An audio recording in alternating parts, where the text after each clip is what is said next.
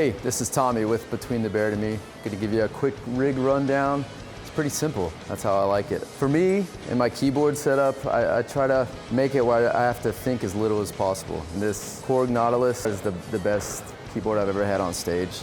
Go through patches, it's touch screen, and I can program it however I want, where I really don't have to think about what comes next. If I'm done with a part, go to the next part, I know it's gonna be right. Another great thing about this board too is I can sample sound. You know, when Dan and I are writing keyboard parts, if we write something, let's say in Reason or something that's not, you know, from the Korg library, if I can't find anything that sounds similar for the live setting, I can actually take the wave files from the recording session, and I can actually program a patch into the Nautilus. In the past, I've always kind of had to like get as close as I can, and sometimes it's an issue trying to figure all that out. My microphone is the Autex OM-XT, which is a pretty brand new mic of theirs. And this thing is a game changer for me, mainly because once you get about this far from the mic, it pretty much just cuts out. So I've always had a lot of trouble with drum bleed, especially stages where I'm pretty close to Blake. But these mics really have helped me with that. Through the mic, I actually have a quad Cortex, which I'm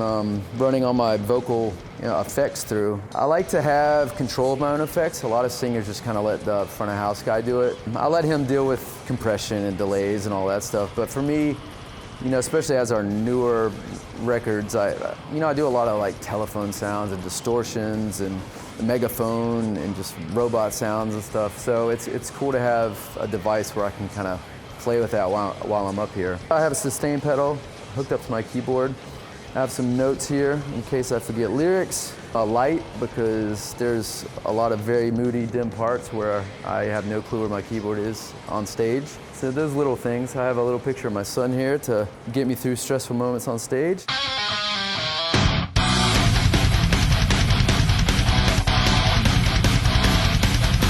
What's up, y'all? I'm Paul Waggoner, guitar player for Between the Buried and Me. Stage right guitar, pretty simple setup.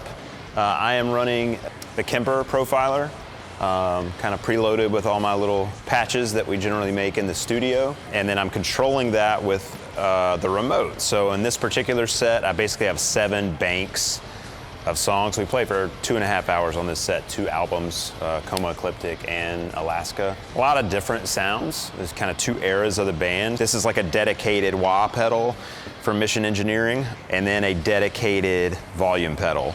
And when I roll the volume back down, it goes into tuner mode. So that's also how I tune my guitar.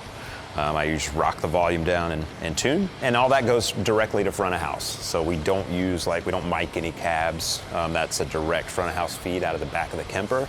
And then from the monitor out, I just have it going to this ISP full range monitor. This is my Ibanez.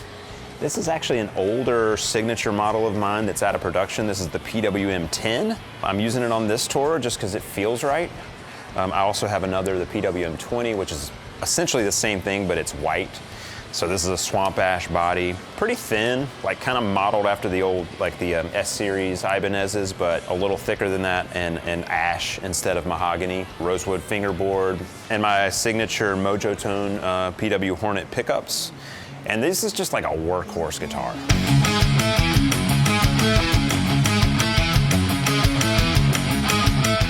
Hey, this is Dan from Between the Baird and Me. I'm gonna show you my rig. So I'm doing bass and keyboards. I've got, the Moog Sub-Fatty. I love the hands-on functionality. It's really fun using that, and there's some times that I'm, hands-on with both synthesizers. I run a sustain pedal with it, usually just for switching, between. I can hold long note and then go back to bass, vice versa, or if I'm, doing something over here on the MIDI keyboard and still keep tones going over there, and then just running a polytune with it. And over here, we've got the Korg Key Stage MIDI keyboard, which is great.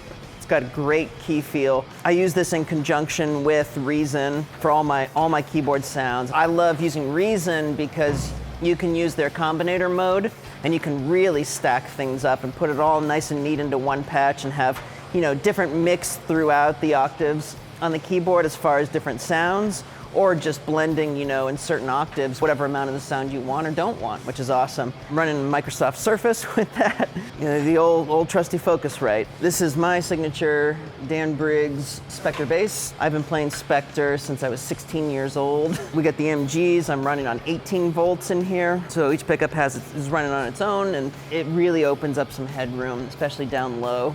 We did it before we did the Parallax 2 record. I always get asked about my strap, actually, and this is a wild Frankenstein strap. We got the DiMarzio clip situation, which is always the trusted strap lock, affixed to a comfort strap with a second comfort strap attached to it. So find you a seamstress and get to work. This will save your shoulder if you have a heavy bass, like I do, but then you get big sound. Pedal zone, we'll start at the right. I just have, you know, sustain, again, for my MIDI keyboard, so both have sustain. It's something to help jump from one instrument back to bass. The Dunlop bass wah. I've got the Dark Glass Duality Fuzz. You can see I've got my mix set with mostly clean tone, but I've got the filter tuned up pretty high so that when it does, whatever is coming through from the effect is that high tone, and it really does kind of slice through. I love Boss so much. I can't believe I only have one pedal of theirs on my board right now, but we got the Boss CEB3 bass chorus. We got the Echoplex guy over here, a little delay. We have the old trusty DL4. And then to keep things in check, I've got Universal Audio, Teletronics, compressor, trying to keep things from super duper exploding. And then we've just got Polytune number 2 on the board, and then just running, you know, kind of like a souped up bass DI.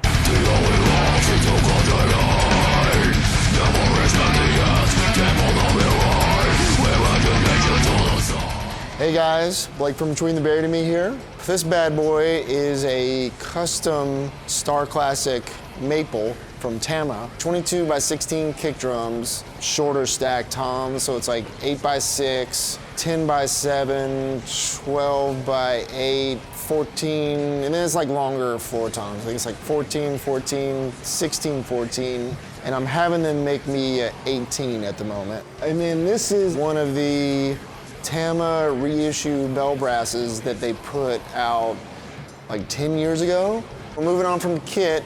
We got cymbal land. I have sort of like an asymmetrical thing going on a little bit. 15-inch Holy China, 17-inch Extreme Crash, pretty cool. I'm using Evolution hi-hats, but I usually use the Sabian Groove hi-hats. The Portnoy AAX, the Max Splash, the little 11-inch. Sounds good. It's awesome. Shout out to Mike. And then this is like a cool little stack I made. It's a HH Duo Splash on top of a 10-inch mini Holy China. It's pretty sick. This is just like a small Bosio Radia cup chime. HH Rock Ride, just standard like 20-inch I think. And then this little guy I had to add for this tour. I usually don't have this one up here, like I just kind of go straight to like a crash, but because we're playing stuff off Alaska, my old setup was different, and I had a China like right next to the ride, so I do a lot of like interplay between ride and China, so I had to just like rig this one up there. And that's just like a little 15-inch little mini China. Sounds awesome. A HHX Extreme Crash. See, stacks are fun. This honestly is like my favorite combo that I've ever come up with, and it's a HHX Complex Ozone China, a 17-inch, and then that's on bottom of a HH Max Stacks Crash, and it's a 14-inch. And for some reason, those two just sound like perfect together. Holy China, can't go wrong with that. Just loud, obnoxious, pisses everybody off, but that's kind of the point. As far as pedals go, I'm rocking 2 Iron Cobras. They're great. And it's, of course, it's all Tama hardware too. We've recently switched over to using pretty much all SE microphones. We just have the V-Beats on the toms. We're using a V-Kick on the floor tom. And then we've got, I think, SE8s for like hi-hat, ride, and then I think we're using like the SE 4100s for overheads, and they're awesome, man. I'm using triggers, drum triggers for the kicks on this setup. Because I have 2 kicks and I'm actually playing 2 kick drums, we have them triggered, but the module that we use is the 2-box Mark 3 or 5, okay, it's one of those. It uses dynamic samples. It triggers it in a way so that you can load in multi-dynamic samples into it. So like it's not just the one-shot sample. Like if you play the kick softly, it'll just trigger a one-shot sample at a low volume. You can load in samples of like an actual kick drum that's being played softly. And dude, you can load in like 30 variations of it or something like that. As far as heads, drum heads and sticks go, I'm rocking the Vic Firth 5B Freestyles. They're awesome. They just have like a little bit of extra length. I got little like T-Rex arms, so I can't really reach that far, so it's nice to have. Vic Firth's great, been with them forever.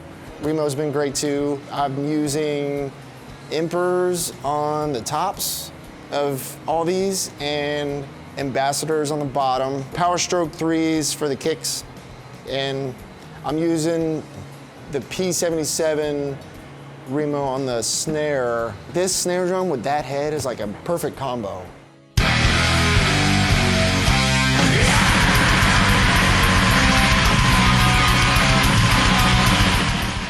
I'm Tristan Auman, the touring guitarist for Between the Buried and Me. I'm here in Indianapolis for our show tonight on the Como, Alaska tour. And I'm just gonna show you off my Ibanez guitars real quick.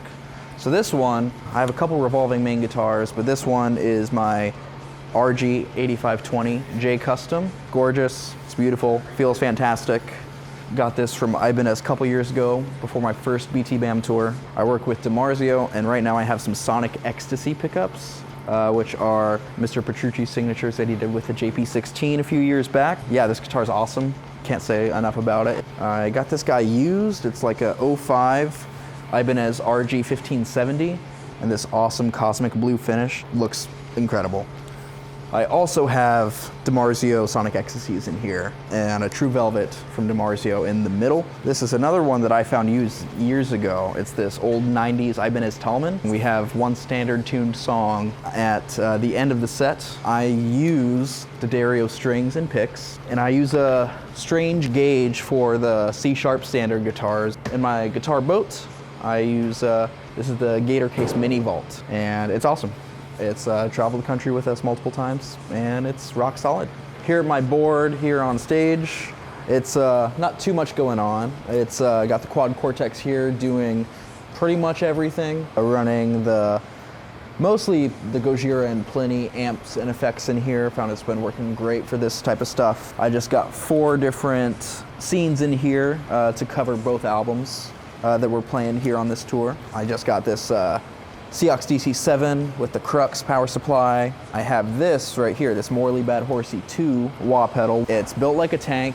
It's massive, but it sounds great, and it's fun to just step on it and go and not have to push any buttons. And then I have this little mini Dunlop volume for all the swells or gradual fade outs or anything like that. And then I got this old Polytune 1 from TC Electronic. It's exactly what it says it does. It's great. And then this just runs all the way to Paul's rack with a Kemper, and we have a wireless unit that I run off. Got one output going straight to front of house, and then another one straight to this ISP powered full range, full response wedge, same one that Paul has.